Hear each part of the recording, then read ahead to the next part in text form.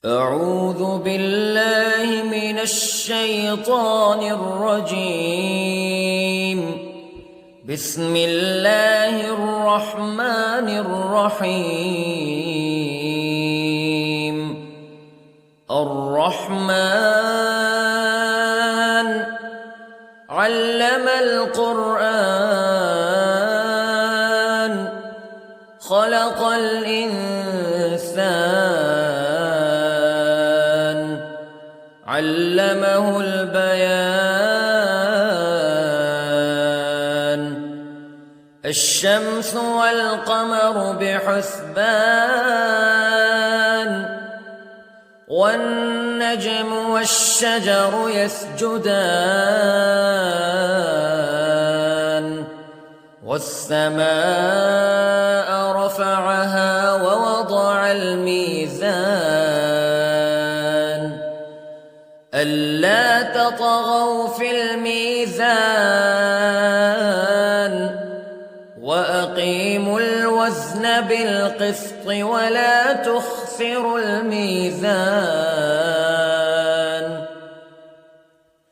والأرض وضعها للأنام فيها فاكهة والنخل ذات الأكمام والحب ذو العصف والريحان فبأي آلاء ربكما تكذبان. خلق الإنسان من صلصال كالفخار وخلق الجان من مارج من نار فبأي آلاء ربكما تكذبان. رب المشرقين ورب المغربين فبأي آلاء ربكما تكذبان. مرج البحرين يلتقيان بينهما برزخ لا يبغيان فبأي آلاء ربكما تكذبان.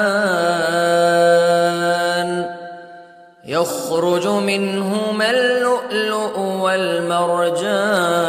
والمرجان فبأي آلاء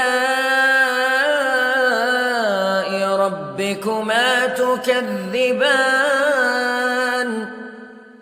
وله الجوار المنشآت في البحر كالأعلام فبأي آلاء ربكما تكذبان. كل من عليها فان ويبقى وجه ربك ذو الجلال والإكرام فبأي آلاء ربكما تكذبان.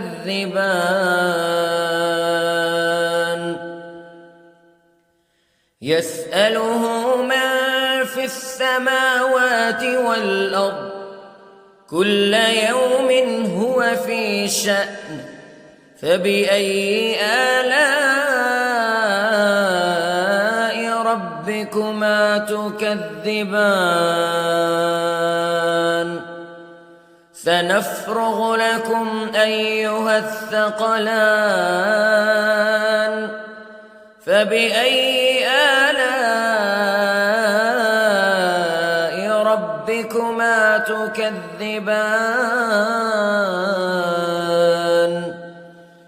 يا معشر الجن والإنس استطعتم أن تنفذوا من أقطار السماوات والأرض فانفذوا لا تنفذون إلا بسلطان فبأي آلاء ربكما تكذبان يرسل عليكما شواظ من نار ونحاس فلا تنتصران فبأي آلاء ربكما تكذبان فإذا انشقت السماء فكانت وردة كالدهان فبأي آلاء ربكما تكذبان فيومئذ لا يسأل عن ذنبه إنس ولا جان فبأي آلاء ربكما تكذبان يعرف المجرمون بسيماهم فيؤخذ بالنواصي والأقدام فبأي آلاء ربكما تكذبان هذه جهنم التي يكذب بها المجرمون يطوفون بينها وبين حميم آن فبأي آلاء ربكما تكذبان ولمن خاف مقام ربه جنتان فبأي آلاء ربكما تكذبان ذواتا أفنان فبأي آلاء ربكما تكذبان فيهما عينان تجريان فبأي آلاء ربكما تكذبان فيهما من كل فاكهة زوجان فبأي آلاء ربكما تكذبان متكئين على فرش بطائنها من استبرق وجنى الجنتين دان فبأي آلاء ربكما تكذبان فيهن قاصرات الطرف لم يطمثهن إنس قبلهم ولا جان فبأي آلاء ربكما تكذبان كأنهن الياقوت والمرجان فبأي آلاء ربكما تكذبان هل جزاء الإحسان إلا الإحسان فبأي آلاء ربكما تكذبان ومن دونهما جنتان فبأي آلاء ربكما تكذبان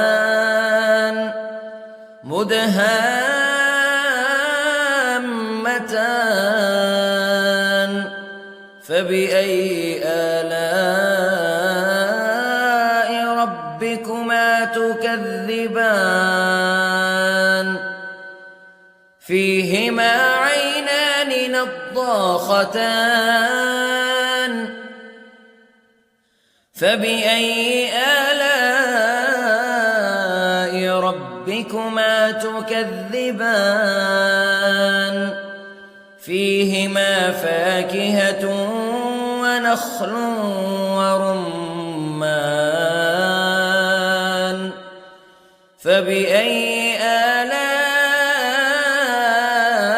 ربكما تكذبان فيهن خيرات حسان فبأي آلاء ربكما تكذبان